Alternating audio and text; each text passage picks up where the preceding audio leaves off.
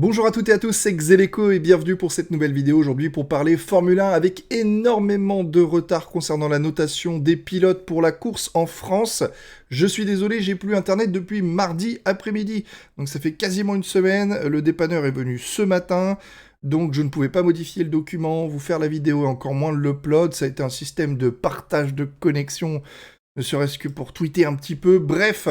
Me revoilà donc pour le Grand Prix de France qu'on va faire assez rapidement puisqu'il y a eu le Grand Prix d'Hongrie qui s'est enchaîné ce week-end. Enfin la pause estivale avec, oui, la casquette alpine. Va falloir que j'en achète bientôt une nouvelle puisque Alonso va passer chez Aston Martin. Triste nouvelle aujourd'hui, ça fait un peu mal. Mais c'est comme ça, s'il trouve son bonheur ailleurs, eh ben, on lui souhaite bonne chance. J'espère qu'on pourra accueillir Oscar Piastri chez nous et on verra comment ça se passe. Donc, vous avez le résultat de la course avec les vainqueurs, bien évidemment. Verstappen, Hamilton, Russell, Perez, Sainz, Alonso, Norris, Ocon, Ricciardo, Stroll, Vettel, Gasly, Albon, Bottas, Schumacher, Guan Yu Zhou, Latifi, Magnussen, Leclerc et Tsunoda. Alors Tsunoda sera pas noté puisque il a été un peu sorti rapidement de la course avec un abandon suite à une collision avec Ocon. Donc forcément, ça l'a pas aidé, il y avait des dégâts sur le côté du sidepod. On sait ce que c'est, hein, c'est déjà arrivé à d'autres pilotes. Donc abandon, on va pas le noter pour ça, le pauvre. Charles Leclerc, aujourd'hui, hein, je rappelle, je note entre 0 et 10. Le 8, c'est tout simplement 8 sur 10, faire le job. Si vous avez une voiture qui prétend être première, faut la mettre première. Si vous avez une voiture qui prétend être sixième, faut la mettre sixième. Bref, ça dépend des qualifications, etc. Bien évidemment, vous avez les notes des qualifications. Pour Charles Leclerc, oui, là, on peut parler d'une voiture qui prétend à la victoire et qui a complètement été dans le mur par une erreur de pilotage personnel. Et ça, malheureusement, il n'y a pas d'autre note que le 0. Oui, on le sait, Ferrari fait énormément d'erreurs en termes stratégiques. Encore plus aujourd'hui où je vous parle, il y a eu le Grand Prix de Hongrie, c'était une catastrophe stratégique de la part de Ferrari, encore une fois, qui ont fait perdre énormément de points à Leclerc. Mais là, cette fois-ci, c'est la faute de Leclerc, et je juge toujours ce que le pilote peut se fixer lui-même comme objectif, on va dire d'objectif réaliste au travers d'une course. Oui, louper une séance de qualif, ça arrive. Oui, partir plus long que d'habitude en qualif, ça arrive. Mais en course, voilà, il y a un certain objectif avec un potentiel de voiture qui vous permet de remonter ou non. Donc voilà, c'est un 0 pour Charles Leclerc, ce qui fait qu'aujourd'hui, officiellement, dans mon classement, Verstappen va de nouveau prendre l'ascendant sur Charles Leclerc, puisque je vous rappelle que c'était Charles Leclerc qui était repassé devant Verstappen il y a peu, avec de très bonnes prestations, et voilà, là, ça va clore le débat pour l'instant. Pour Magnussen, je lui ai mis un 4, c'était une course qui était pas trop mauvaise au début, hein, c'est plutôt bien parti, mais finalement, une collision avec Latifi. Ouais, Latifi, vous avez bien entendu, au duel avec Latifi. Latifi le met un peu large, il sert toujours de garder sa position sur l'intérieur au virage 2. Finalement, il y a contact, il envoie Latifi faire la toupie.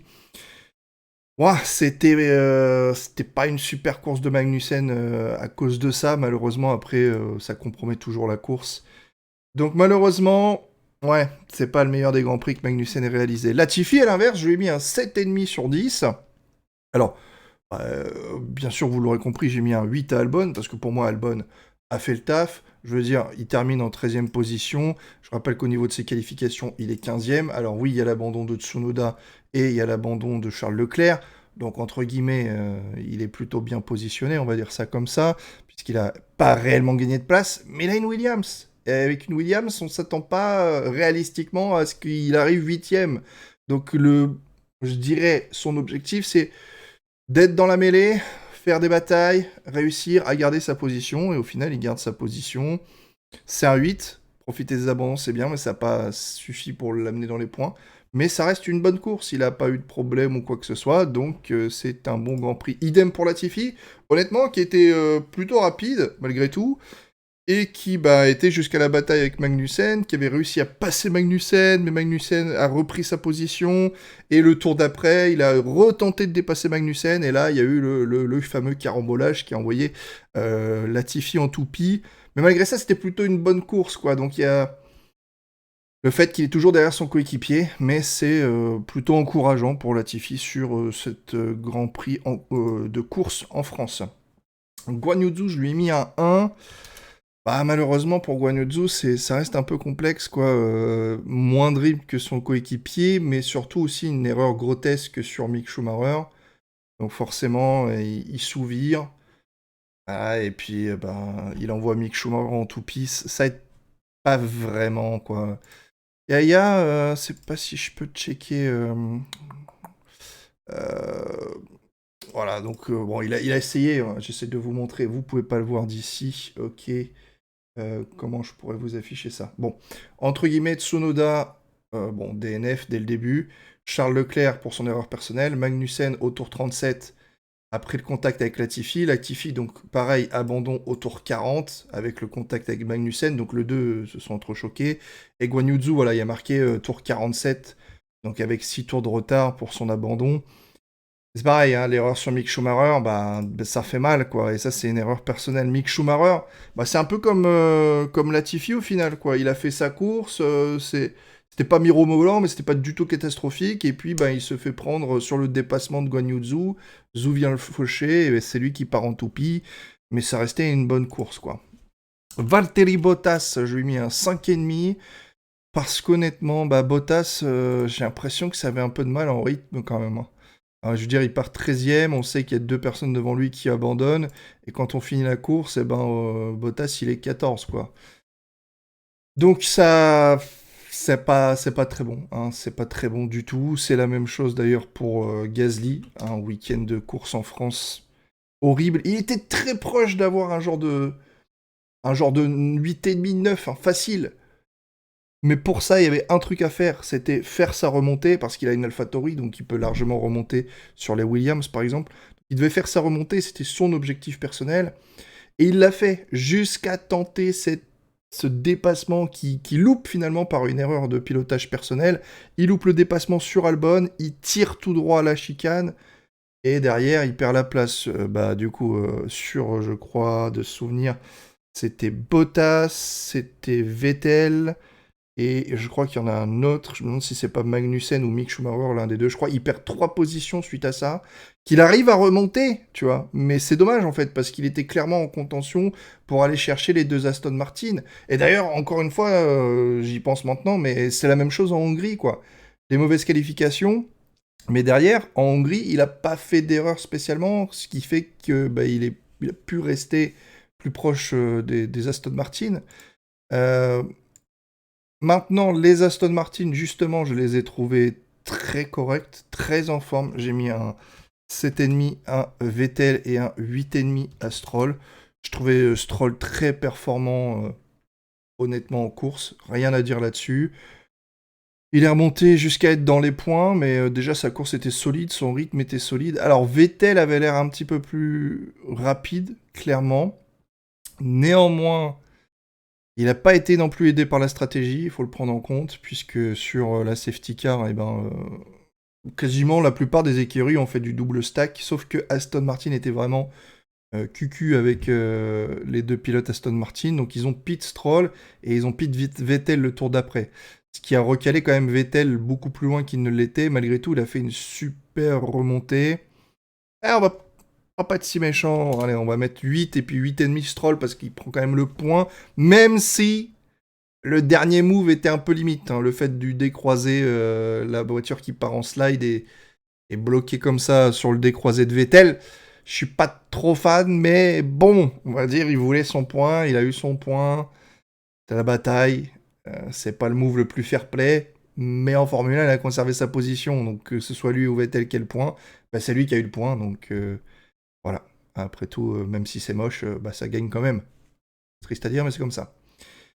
Daniel Ricciardo, je lui ai mis un 7,5 sur 10. Alors 8 étant faire le job, donc l'objectif de Ricciardo étant derrière à Norris et Alonso, c'était bah, de finir au moins derrière Alonso et Norris, quoi. Et ce qu'il n'a pas fait, puisqu'il s'est fait dépasser par Ocon. Il s'est fait dépasser par Ocon sur le premier relais, mais comme Ocon avait eu 5 secondes de pénalité, il est ressorti derrière Ricciardo et Sainz. Donc après, Sainz s'est passé.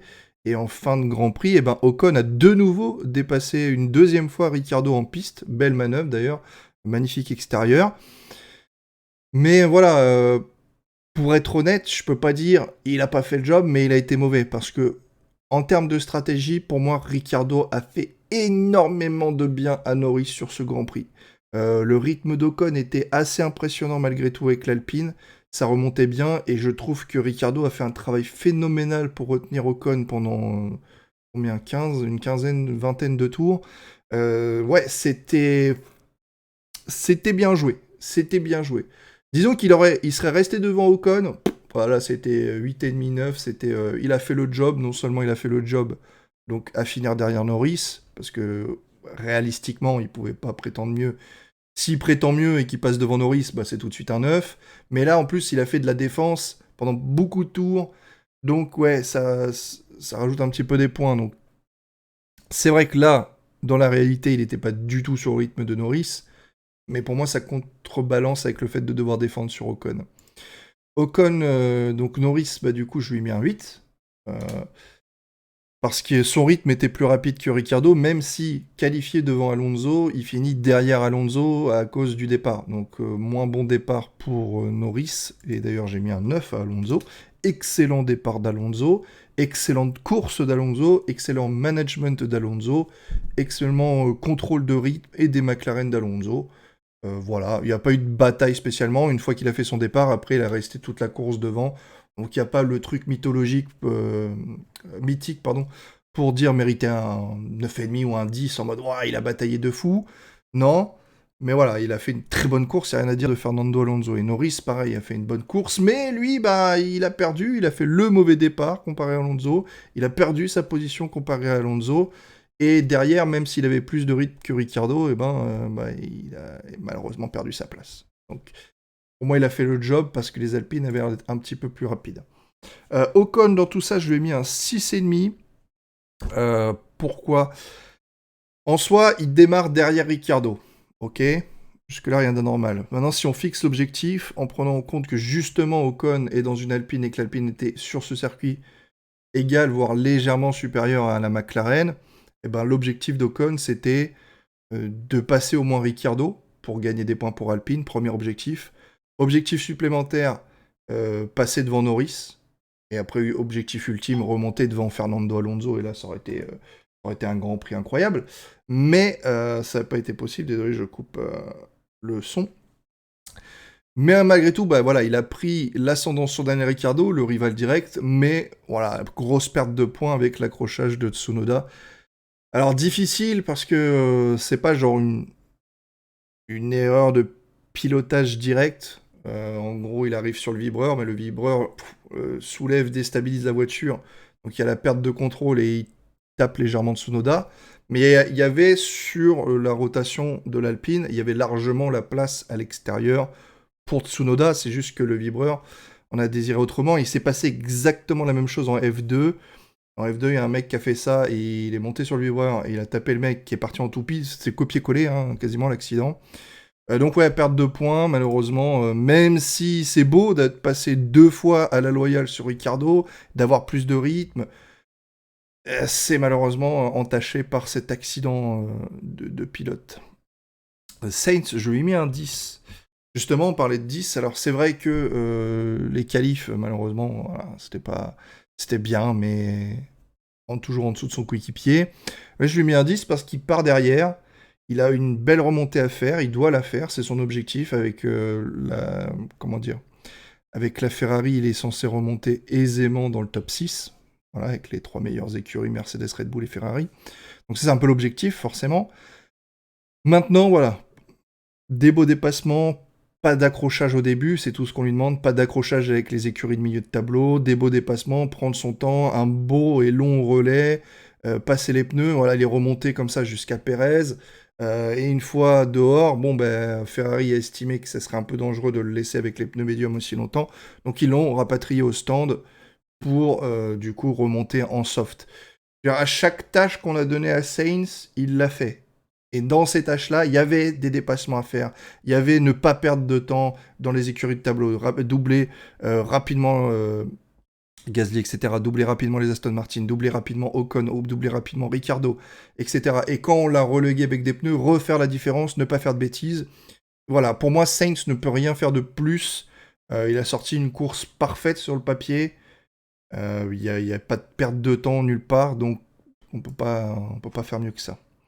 Perez, je lui ai mis un 5 sur 10. Bah, lui n'a pas fait le job, par exemple. Clairement, il a la Red Bull, et quand on voit Verstappen, la Red Bull était numéro 1 sans aucun problème. À aucun moment, Perez n'a eu le rythme de course de Verstappen. Pire que ça, Hamilton prend un meilleur départ, il prend l'ascendant, tu dis bon, ça peut arriver, mais Perez doit le repasser. Perez n'a jamais repassé Hamilton dans une... Pourtant possède une voiture plus lente. Ça fait tâche, hein, ça fait vraiment tâche. Il y a eu deux belles batailles, cela dit, pour contrebalancer malgré tout. La bataille avec Russell, la bataille avec Sainz, il n'en est pas sorti gagnant. Donc il y a des gros hauts, il y a du haut, il y a du bas avec Perez, donc j'y ai mis la moyenne, franchement. Je me vois pas le saquer plus que ça, parce qu'au final, il prend quand même la 4e position pour l'écurie, ce qui n'est pas un mauvais résultat d'équipe, mais c'est un mauvais résultat de pilote, vous voyez ce que je veux dire, donc ça contrebalance. À l'inverse, pour Verstappen, je lui ai mis bien évidemment un 8,5. Donc il était à l'attaque sur Leclerc, il tente l'undercut sur Leclerc. Au final, Leclerc se plante. Bon, bah, il hérite de la course. Donc pour moi, Verstappen a fait le job. 8, et en plus, il prend la victoire, donc un petit 8,5. On peut pas lui mettre plus, hein, il a pas bataillé pour l'avoir, il est juste resté tout le temps en tête, quoi. Aussi, il a retenu Hamilton à la limite pour le restart de la safety car, quoi. Du coup, maintenant, on a la virtual safety car. C'est safety car ou virtual safety car, je sais même plus, tiens. Et il nous reste donc Hamilton-Russell. J'ai mis un 9,5 à Hamilton. J'ai trouvé du coup incroyable sur ce Grand Prix. J'en ai parlé sur Perez. Donc déjà très bon départ. Il prend l'ascendant sur Perez qui est une voiture plus rapide. Et surtout, il maintient Perez derrière lui tout le long de la course. Les arrêts au stand sont bons. Il enchaîne. Et bah, il a été un petit peu intouchable chez Mercedes. Et j'ai mis un 7,5 pour George Russell. Donc très bonne course. Mais le résultat final est beau. Mais derrière, il n'était pas du tout au niveau de son coéquipier, hein, que ce soit en rythme de course. Euh, voilà, je me vois mal mettre plus que ça. Certains diraient, ouais, je mettrais 8 pour le job. Allez, oui, 8 pour faire le job et prendre quand même cette position à la Red Bull au final. Mais il y avait ce petit truc qui manquait à Russell comparé à Hamilton. Et du coup, nous donne quand même de très bonnes notes, hein, bien évidemment. Pour les notes du Grand Prix, si on cumule comme ça, eh bien, le meilleur pilote a été Sainz, finalement, avec une séance de qualification solide, les pénalités moteurs pour partir en fond de grille. Mais malgré tout, bah, il peut pas faire mieux que ça. Il a fait sa remontée, il a mis la voiture là où elle devait être. On peut pas vraiment en attendre plus que ça, hein. Il a vraiment délivré un maximum. Derrière Hamilton a été incroyable, tout comme Alonso, de très bonnes qualifications de la part des deux, de très bons départs de la part des deux, et une superbe gestion de la course, quoi. Alonso a retenu Norris sans problème, et Hamilton a dû retenir Perez avec un petit peu de plus de problème, mais en tout cas, voilà, c'était très propre, quoi. Derrière, Norris qui fait également un week-end solide, bien évidemment, Verstappen très bon. Légèrement en dessous du coup de ce top 5, nous avons Russell, Vettel, donc Russell, Vettel, Ricardo, Albon, Perez, Ocon. Donc là, c'est, on va dire, le milieu de tableau plus. Donc Russell, bon Grand Prix, très bon Grand Prix. Vettel aussi, bon Grand Prix. Ricardo, pour une fois, ce Grand Prix était bon, hein, honnêtement, par rapport à sa moyenne générale, comme vous pouvez le voir. Eh bien, c'est clairement au-dessus par rapport à mes critères habituels. Albon est pareil, a fait une bonne prestation. Perez, une prestation en dessous de ce à quoi on s'attendait. Idem pour Ocon, une prestation en dessous de ce qu'il nous avait sorti un petit peu plus tôt dans la saison. Alonso est vraiment, vraiment en train de remonter. C'est assez incroyable. Donc là-dessus, il y a pas mal de choses à revoir. Et du coup, au niveau des moyennes, eh ben, on se retrouve avec Verstappen qui part tout seul en tête. Un petit peu loin devant Leclerc maintenant. Norris aussi, excellent. Incroyable travail avec cette McLaren. Perez qui commence à descendre après ce début de saison, je rappelle, qui était aussi dans les 16,5-17 de moyenne.